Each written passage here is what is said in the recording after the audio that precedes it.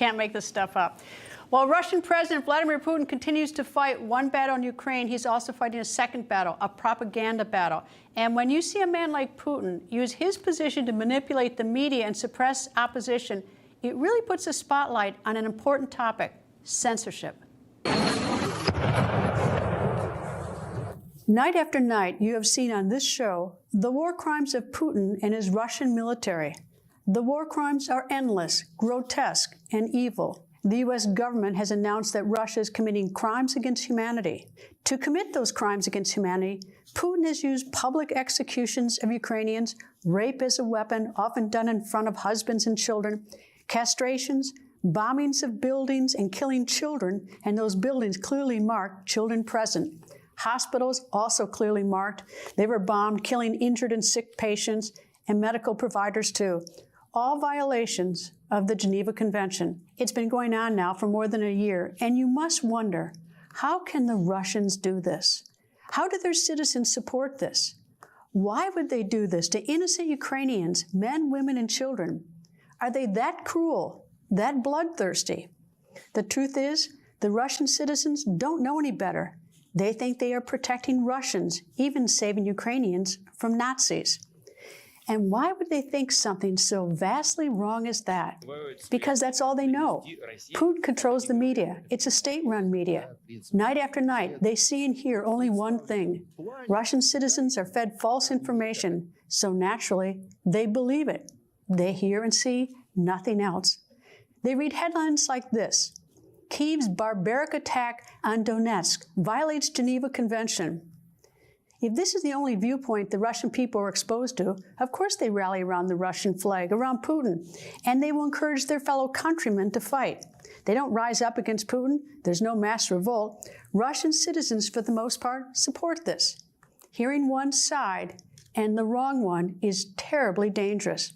In this country, we face the dangers of censorship. When you hear only one side, one viewpoint, the truth can get poisoned. Consider this. COVID broke out in this country 3 years ago. Of course, in our time of fear, everyone wanted to know, what started it? Where did the virus come from? Scientists and medical people needed to know so they could figure out the best way to stop it from continuing to infect our nation. And second, to figure out how to treat it. It was killing people. It still does. Knowing the source of the virus, whether it originated as a natural virus transmitted by an animal at a wet market or a virus in a lab potentially genetically altered, that may have an impact on how we figure out how to treat it. In short, we need to know, but we won't know if we are not allowed to question. And in the last 3 years, if one dared to wonder, to explore, question, or think about its origin, one risked being labeled a conspiracist or worse, a racist. Here are some examples. President Trump is pushing a conspiracy theory again.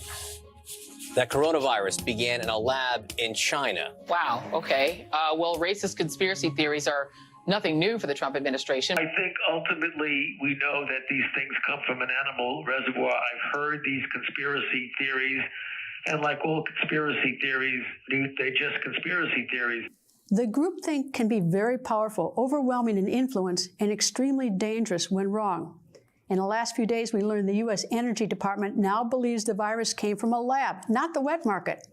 Oh, how wrong, and how long has that been known?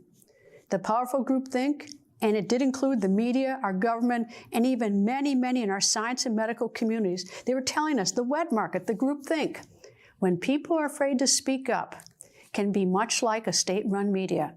Calling someone with a different thought or an idea a conspiracist or a racist is intimidating. Eventually, no one dares to speak up. And never forget, freedom of speech was put in the First Amendment to make sure we do speak up and feel safe to do so. Which brings me to this. What is wonderful about our country compared to Russia and other dictatorships is that we have freedom of speech. The constitutional clause is directed at the government.